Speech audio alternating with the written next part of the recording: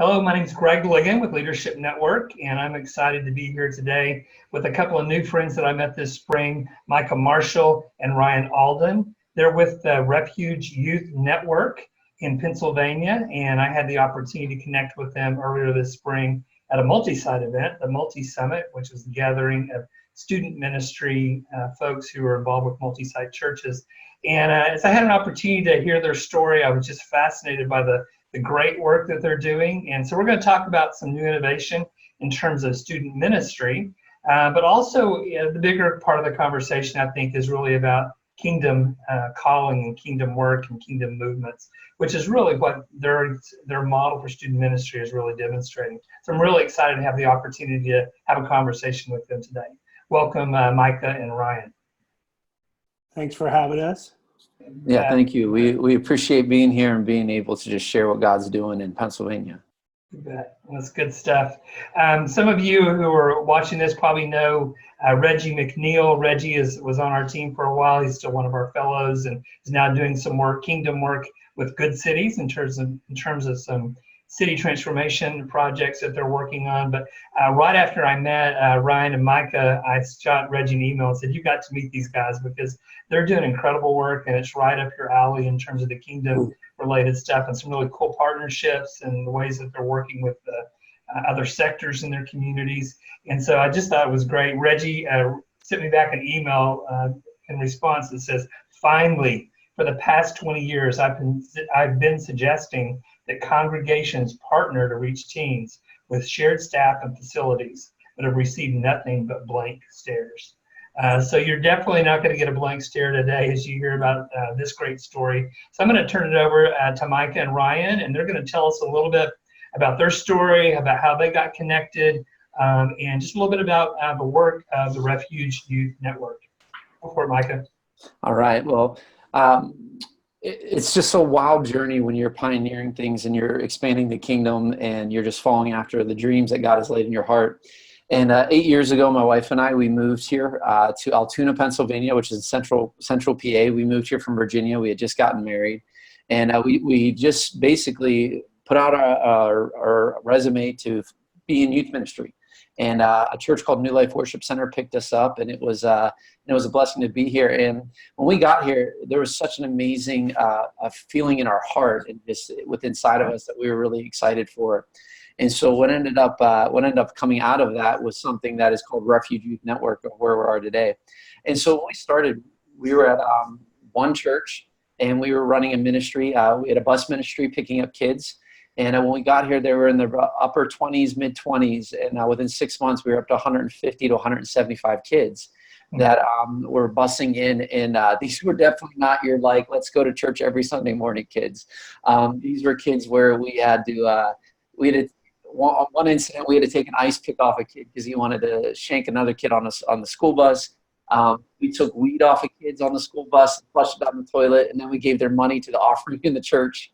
So just that type of environment, very, very tough and rough, but God was doing some amazing things in their lives. And so just like a lot of youth ministries out there, we were doing a lot with another church in our area where we would do our lock-ins together, we would do picnics together, events together, and called Transformation Church. And so we were doing so much with them. Well, after about 2 years of that relationship, the youth pastor told me he was resigning. And I thought that was really disheartening because we got along so well. And he said, I'm just going to transition out. I'm done with youth ministry. And so me and the senior pastor of that church got together and had lunch.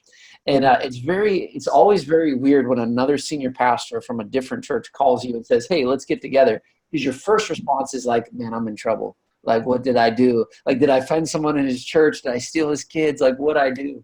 But there was just something that started in my spirit that said this conversation was going to be different than the ones we've ever had. And so his name is Pastor Jim Balzano, and we got together and we talked for a 4.5-hour lunch. And then we did not even talk about youth ministry. We didn't even talk about the vacancy in his church. We just talked about the kingdom of God and what God was doing. And this church was about 5 miles down the road from our church. And then the next week he said, let's do lunch again. And I said, okay. Well, at that time, at the church I was at with Pastor Wayne Schaefer, as I'm leaving, he says to me, he goes, he's probably trying to hire you, and you could be the youth pastor of 2 churches. And my exact response was, what idiot would do that? Who would pastor 2 churches as a youth pastor?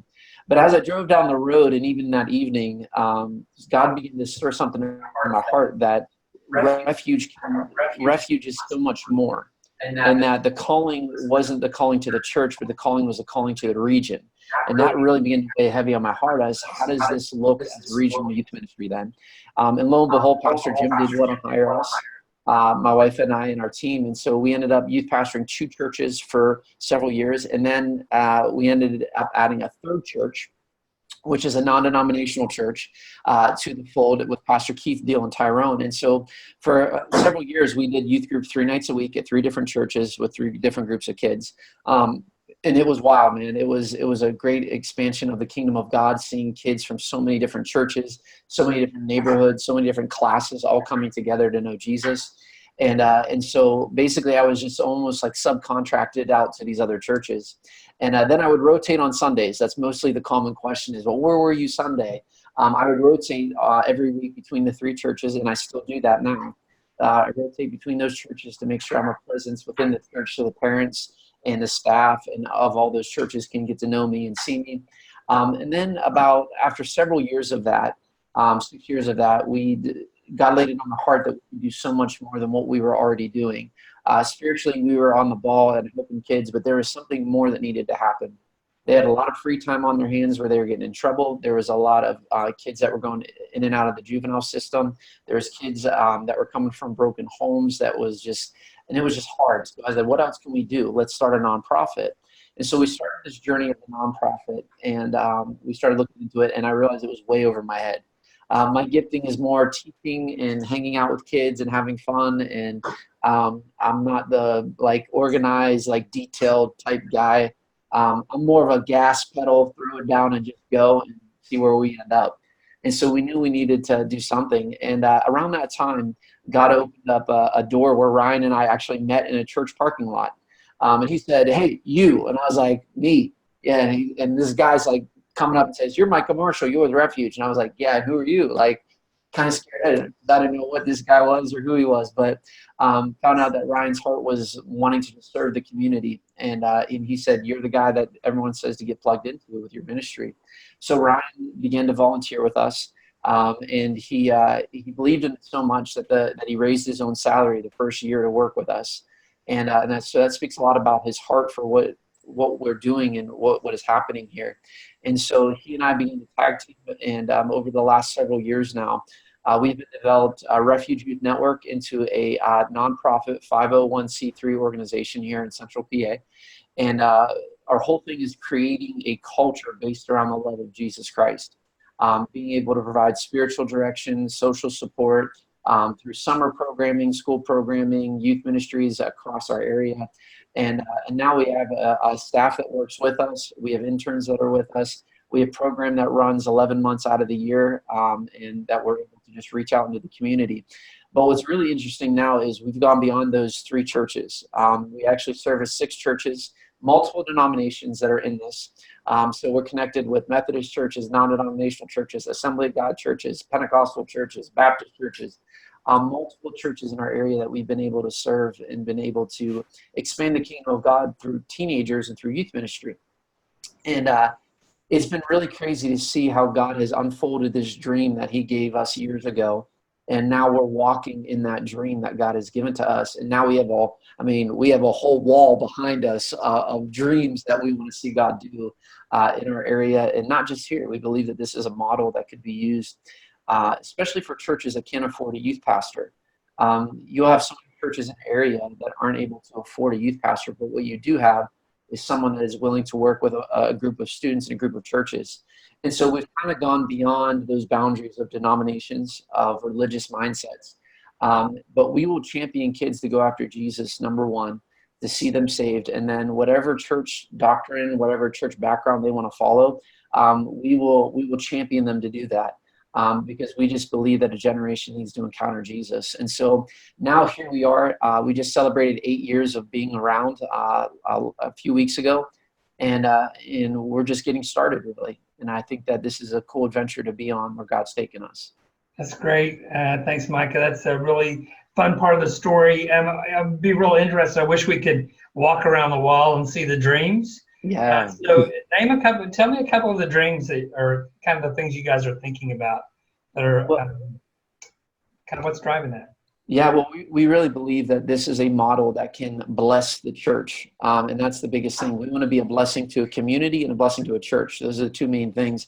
And so for churches that don't have the finances to be able to hire one youth pastor, well, you might have 5 churches in your community that could come together and be a blessing. And so part of this dream is to develop a model, which we're still working on, and we're kind of trying to figure things out. We're not saying that this is the way to do it now. We're saying this is a way you can do it.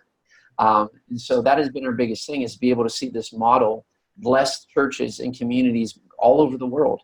It doesn't matter if it's in a very rural area or if it's a very urban area. We believe the model can do that. And we believe also that we can be a resource to churches in the community. Between Ryan and I together, we have almost 20 years of full-time youth ministry combined in different various areas. And so we have a lot of resources that we feel like we can bring to the table. One of the cool things that we're working on is called the Refuge Collective, which is a group of youth pastors that can be together in a program that can share resources. And it's not based on finances. It's based on relationship, just believing in one another. And so you might have a guy in West Virginia that needs a sermon series or needs help with graphics, and I might have sermon series and graphics, but I need someone to plan some games for me. So we swap out. There's no financial obligation to it. It's more based on relationship. And so those are some of the dreams that are just the tipping point of what we could do and see. And ultimately, we'd love to see Refuge campuses planted all over the United States, being able to be involved with one network that can all share within the kingdom of God all of the great things that he has given to each one of us. That's good. Good, Ryan. And I know that great organizations like this and ministries that are having this kind of impact happen because you've got some really good core principles and values. And so what are some of the things that are kind of central to making this ministry work and function? Yeah, it's a great question. So we had to go back and reevaluate on our own, really, how did we end up here, right? So Micah's story is great, and he is super exciting, and obviously you can tell his passion attached to what he does really draws people in. So when we started creating, we have a resource called the Youth Networking Handbook. When we started creating that, we had to look at, all right, well, if it's not Micah, if it's not me, how is this going to work? And that was a big piece for us. How do we get down to what do you need before we start? So we came up with, I would say, a handful of them. I think there's 8 or 9 different core principles. The first and foremost out of all of them is kingdom focus. You need to find that the success of youth ministry and outreach ministry is more than just one person's success. It's something that where we find churches and community partners, we're finding nonprofit faith-based organizations, service agencies, whatever it might be, that understands that we're working to the greater good through a common core of belief. And through that, we're looking for clear expectations to be spelled out to all the churches. Any partners, we want to make sure that we understand what we need to do, but also what we expect them to do. And then on the other side, when you get into the partnership aspect, we're looking at a financial commitment to keep us going, sharing resources. That's a huge thing for us. Some of our partners, we have a really good friend that's down the road from us. They have an awesome nonprofit faith-based organization. He has every cool toy that you would ever want for youth ministry, but he doesn't always have the time to use them. We have the kids and the time and the staff that are willing to share. So we go back and forth on that. The reality is, if we take what is mine and share it for us, we're going to reach a lot more. So really the idea of kingdom focus is it's no longer about how many kids show up into my walls. It's really a much deeper process. Yeah. So tell me a little bit more, I know that a lot of, when you talk about kingdom, a lot of your work also is kind of cross-domain. So, Mike, you did a great job of kind of laying out, you're working with a variety of churches. But I know, Ryan, you shared some things in our conversations previously where you talked about some of those cross-domain partnerships with, Yeah. the police department, with educational systems, any of those kind of things. So share a couple of those stories and kind of what those relationships look like. Yeah. So when I first started in ministry, I actually worked for a nonprofit organization that worked a faith-based nonprofit ministry, not really affiliated with any churches. And really, ultimately, you become an island out there on your own. And so what I ended up finding was there are people that had advocacies for these teenagers, whether it's through juvenile probation system, which actually happens a lot with us, the other nonprofits, counseling services. There's plenty of places that we ended up connecting to. For us, especially what we had learned was there was a piece where loving and being passionate to kids also didn't mean we were providing all the services that they needed. Maybe they go home and they don't have the counseling that they need. We've noticed that this season we're dealing with a lot of kids that deal with bullying and issues with self-harm or suicide. And sometimes we get into this because we want to have fun with kids or whatever else it might be, but if we're missing that, we need those social services connections too. So we walked into, all right, we're one piece of the puzzle.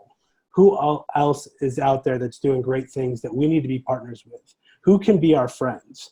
And so we just kind of went through a list of what was in our community already, asking people, networking with them, meeting with them, and just saying, we're not equipped to deal with all of this by ourselves. Can you be our partner?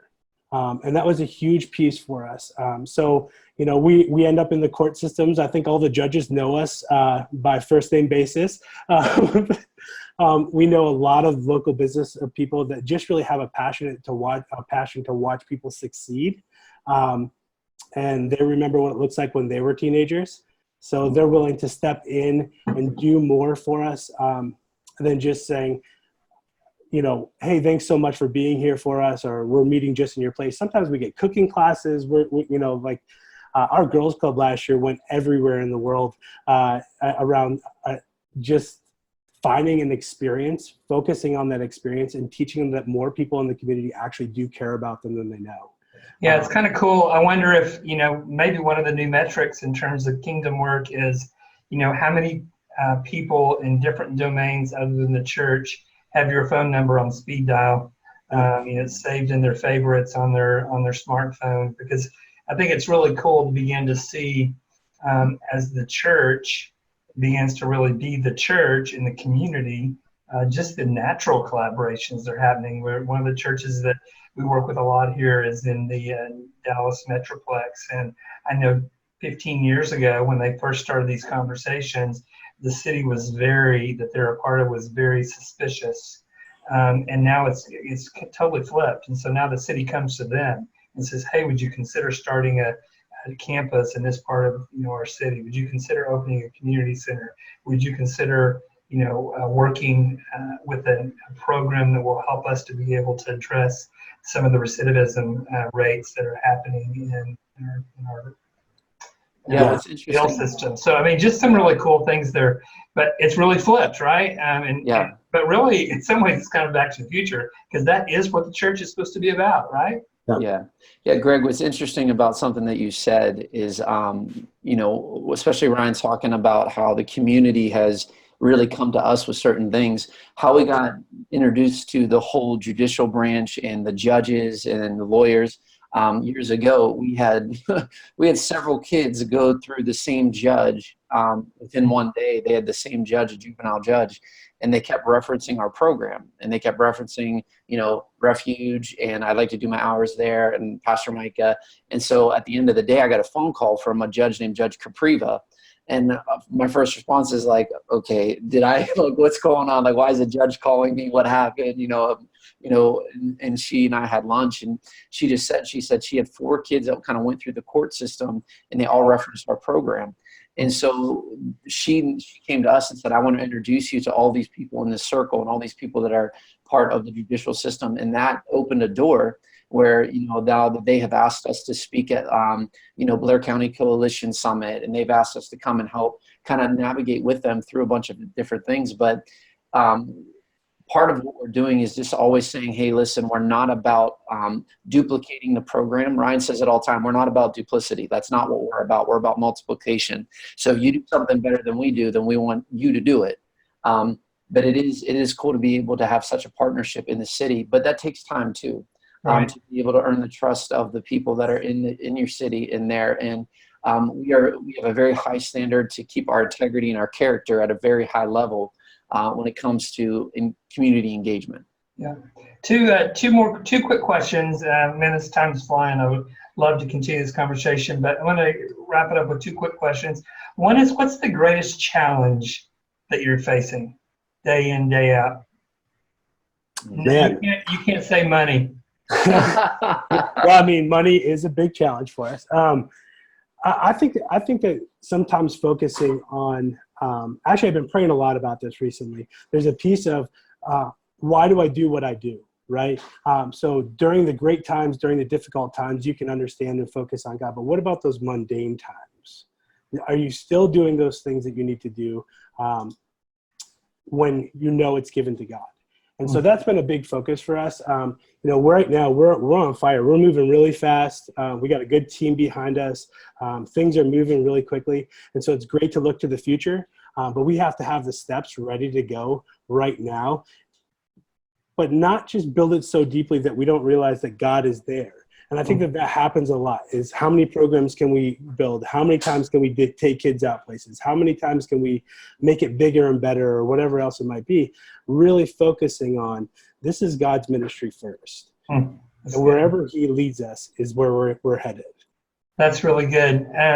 Last question. And think about, is there a individual whose story you can share, obviously anonymously, that would kind of characterize the results or the impact of your ministry, kind of where they started and kind of where they are today, and that would kind of give people a picture of, okay, that sounds like a really cool model, but tell me about somebody this has actually been impacted.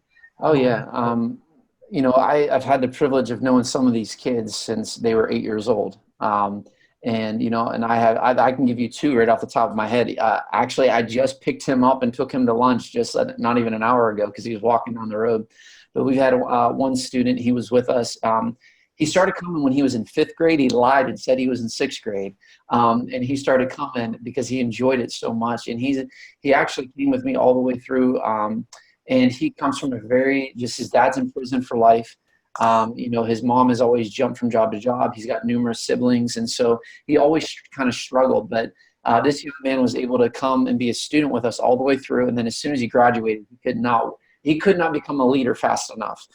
He wanted to become a leader. And he's one of our most influential male leaders that we have. And he's just 22 years old. And he has the call of God on his life, and he's doing an amazing job of what he is. But I mean, for someone to grow up and never knew what hope was, to have an introduction to Jesus and everything turn it around. He tells everyone that, like, we're his parents, we're his uncles, we flight from being his big brother to being his dad to being his uncle, but he always references us as family. And that's what we really believe, is that's what this is about. And then the other young lady that I could tell you about, she's also been with me from the very beginning. When she started coming at 15 years old, the first thing she said to me when she showed up at church was, I don't believe in Jesus. I don't believe in God. I'm here because my friends dragged me, and I don't tend to come regularly. I'm just here to hang out. And so this girl would come for week after week just to kind of hang out. She wasn't too sure about Jesus or God. But what ended up happening is her friend left, and she was by herself now, but she still showed up, and she would show up week after week. And then weeks where she would challenge me whether or not she would show up. I always would tell her favorite snack was pickles. And I tell her, I say, if you show up tonight, I'll give you a jar of pickles. And she would show up, and I would have a jar of pickles waiting for her. And through the process of her being so connected with Refuge, last year she got the award for being the Refuge Leader of the Year, because now she's praying with kids, she's pouring into them, she loves them, she's on fire for God, she has an undying passion for the Bible and reading prayer. And she's such a model to our young ladies. And even just recently, she's now serving in the military, and she just got deployed. And even now, she stays connected with us every week. She talks to us all the time. She just sent me a video talking about, hey, I want to pray over the kids since I'm not going to be there. So a video of her praying over the kids. So those are two just off the bat that have been with us from the beginning that are now influential in the lives of our students that we currently have. And it's just amazing to be able to see that and watch that. It gets me emotional because I knew them when they started, and I see them where they're at now, and it's amazing. That's good. Well, thank you guys so much. I mean, just what an amazing ministry and impact that you're having, and influencing and impacting lots and lots of kids' lives. And we're just going to continue to pray for you and resource you in any way that we can as you guys, as this dream grows. If there are others that are watching this on our blog and want to connect with you, what's the best way for them to connect with you to learn more about your work? Yeah, so we were able to, you can reach us on email, obviously. My personal email is ryan@refugeyouth.network.org. Micah's is micah@refugeyouth.network.org. We're on Facebook, Instagram. And if people are really interested in what youth networking looks like, or maybe even want to see what a month of Refuge looks like, you can go to our website underneath our resources tab, and we'll be able to give that to you for free, just so that people can check that out. But really, we're open. We're on all social media platforms. Find us. We'd love to chat with you. Sounds great. We will include the information on the website and contact information in the blog post as well, so you'll be able to take a look at that. And again, thanks for being with us here today at Leadership Network, and continue to pray for you guys and love the work that you're doing. Thanks. Thank you, Greg. We appreciate it.